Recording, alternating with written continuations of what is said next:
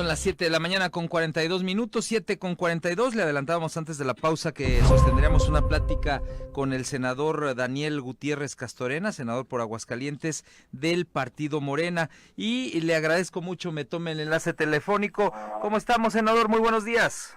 Buenos días, Obed. Buenos días, ¿cómo estás? Bien, bien, saludándolo con mucho gusto, deseándole un feliz año y agradeciéndole que me tome el enlace telefónico. No, al contrario, muy amable de tu parte, estamos para servirte. Gracias. Oiga, senador, pues el tema de las gasolinas sigue causando revuelo. Vemos que ya llegó la situación del desabasto a la Ciudad de México. Se habla también de que este mismo está siendo provocado por las compras de pánico, pero a final de cuentas está escaseando el combustible y Aguascalientes no es la excepción. Platicamos de algunas gasolineras, algunos establecimientos que ya no tienen combustible. Por lo menos esta mañana yo detecté en el trayecto de su casa a esta empresa tres establecimientos. En fin, ¿qué es lo que está pasando? Que nos dé una explicación, senador, del por qué se está dando esta situación. El gobierno federal habla del cierre de ductos, pero ¿qué hay detrás de todo esto? No, a mí me parece que hay que destacar que el problema efectivamente es muy serio. El problema del robo de combustibles y la corrupción que conlleva, pues es un problema gravísimo para el país, de la magnitud, por ejemplo, del año pasado, como lo ha dicho el señor presidente Andrés Manuel López Obrador, de 60,000 millones de pesos. Es decir, si nosotros cuantificamos y vemos nosotros la magnitud del daño que se le está haciendo a nuestro país, pues obviamente que iba a impactar para poder enfrentar este gran desafío al gobierno mexicano en cuanto al nivel de corrupción, pues tendría que tomarse una medida muy radical. Sabemos que esto obviamente ha tenido problemas. Precisamente el presidente de la República acaba de anunciar que parte del desabasto que ha tenido la Ciudad de México fue por un sabotaje de un ducto de Azcapotzalco. Es decir, se está enfrentando con una mafia y con un nivel de corrupción altísimo. Obviamente el Estado mexicano no va a ceder ni un ápice para resolver este problema. Sí entendemos la problemática en torno a que al dejarse de distribuir por los ductos la gasolina, porque obviamente pues son los objetos de sabotaje o de extracción del hidrocarburo, al dejarse de surtir por esa vía, pues obviamente la distribución se hace más lenta, porque no es lo mismo distribuirlo por esos conductos o que con pipas. Las pipas obviamente no tienen la misma capacidad. Sin embargo, bueno, yo aquí estoy en la Ciudad de México ahorita, y bueno, pues la gente sí hacen filas, lógico, pero ya está anunciando el presidente que arregló ayer lo de Azcapotzalco, se va a empezar a distribuir ya la gasolina por esos ductos y se va a establecer obviamente ya una estrategia completa para cuidar los 1.500, 1.600 kilómetros de ductos para poder trasladar la gasolina a toda la ciudad. A ver, entonces confirmar confirmar era el objeto de la entrevista, pues la gente se pregunta, bueno, ¿por qué esta situación? ¿Por qué el cierre de ductos? Porque se está tratando de combatir a los huachicoleros que lamentablemente desde hace años están haciendo de las suyas, ya tienen perforados los ductos a más no poder, y ya lo mencionó también el presidente, ¿verdad, senador? Más de 200 millones de pesos al día se roban en combustible estos sujetos. Es increíble, o sea, imagínense 1,000 pipas diarias, pero el problema no como él dice, no es tanto que los huachicoleros, que obviamente tenían sus perforaciones por ahí, porque en realidad la corrupción está, como dice el presidente, arriba y abajo.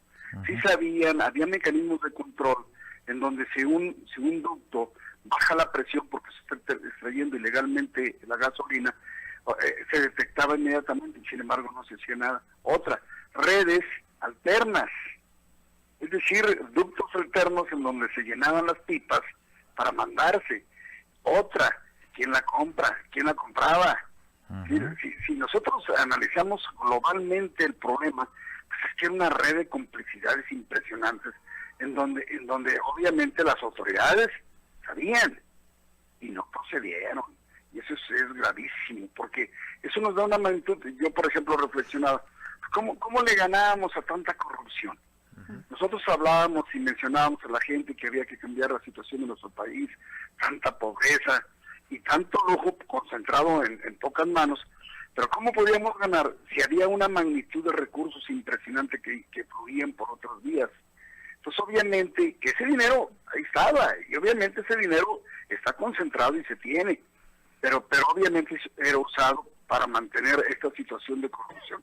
Bueno, al grado de que el presidente anterior decía que era una cultura, o sea, obviamente decían, tenemos que aceptar que México es un país corrupto.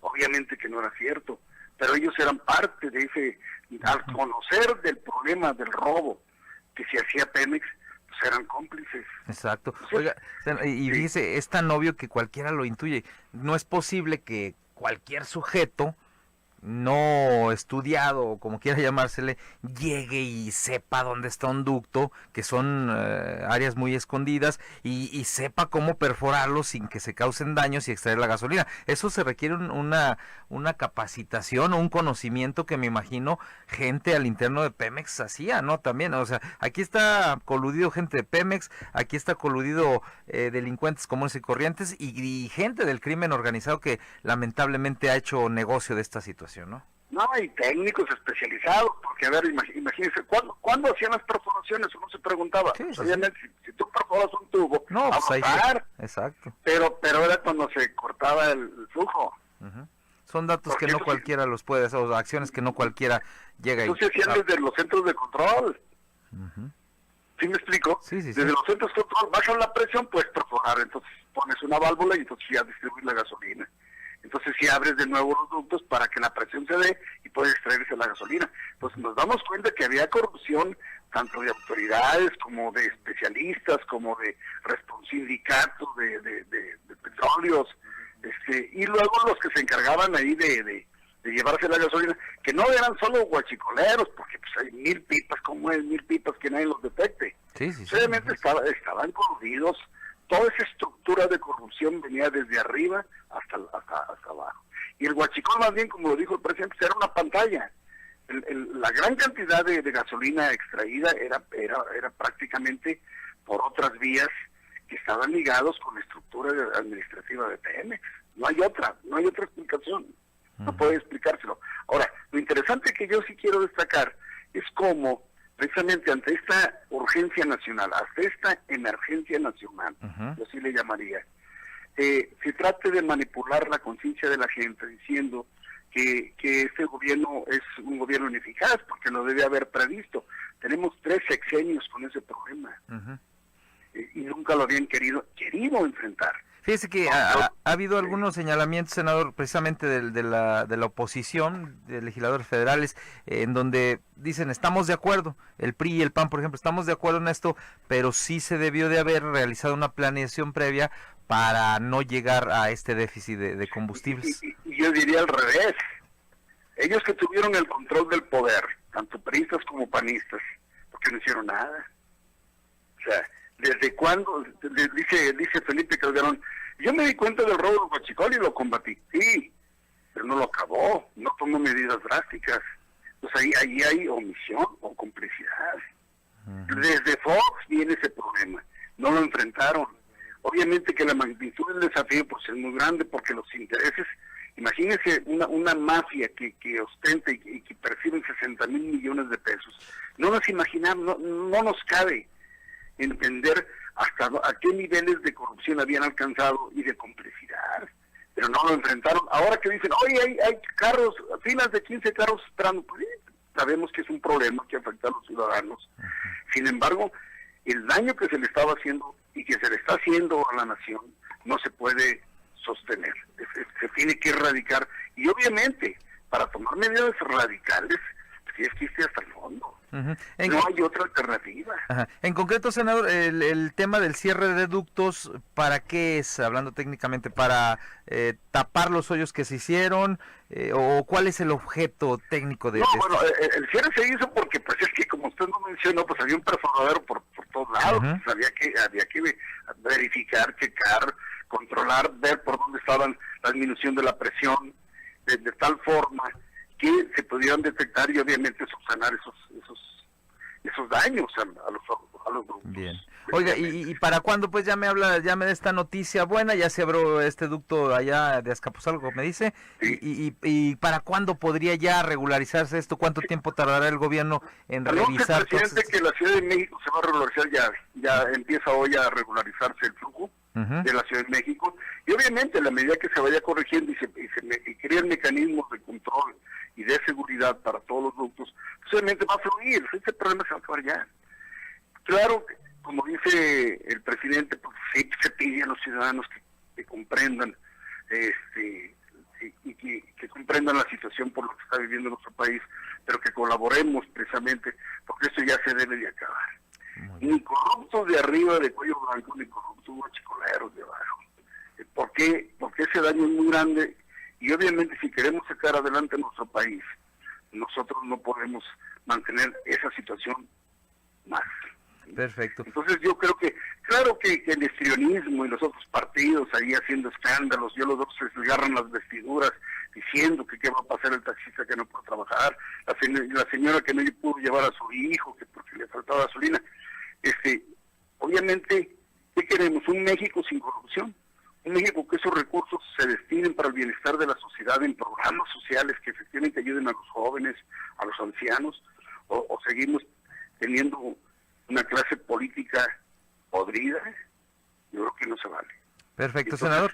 Pues le agradezco mucho el enlace. Nada más una pregunta en el tema de la política. Me está llegando una pregunta. Me dice, oye, pregúntale al senador qué opina sobre la situación aquí en Aguascalientes, en Morena, sobre la designación del dirigente estatal. No sé si quiere aportarnos alguna opinión en este sentido. No, a mí me parece que, como todas las cosas, evidentemente que se tienen que tomar medidas institucionales. Morena es un partido que tiene principios, que tiene normas, que tiene reglas, y que obviamente que tenemos que remitirnos a esos principios, de modo de que todas las decisiones y todos los órganos de representación de nuestro partido estén sujetos a la legalidad de nuestros estatutos y de nuestros principios. Ahí debe ingresar un nuevo dirigente, debe de permanecer Raúl Reyes como comisionado, ¿o cuál es la postura de...? No, creo yo que la dirección nacional de nuestra presidenta pues verá la situación y resolverá el caso en su momento. Perfecto. Pues le agradezco mucho la disposición y estamos en contacto. Ya nos da esta buena noticia por lo pronto y esperamos que ya en el transcurso de los próximos días, si no es que la semana que entra, ya quede solucionada este déficit de combustible, ¿sí? No, muy amable, muchas gracias a tus órdenes, y un saludo a todo tu auditorio. Gracias, un abrazo al senador Daniel Gutiérrez Castorena, senador por Aguascalientes, senador de Morena. Entonces, sí, las cosas, ya quisimos más que nada darle a conocer el por qué se está llegando a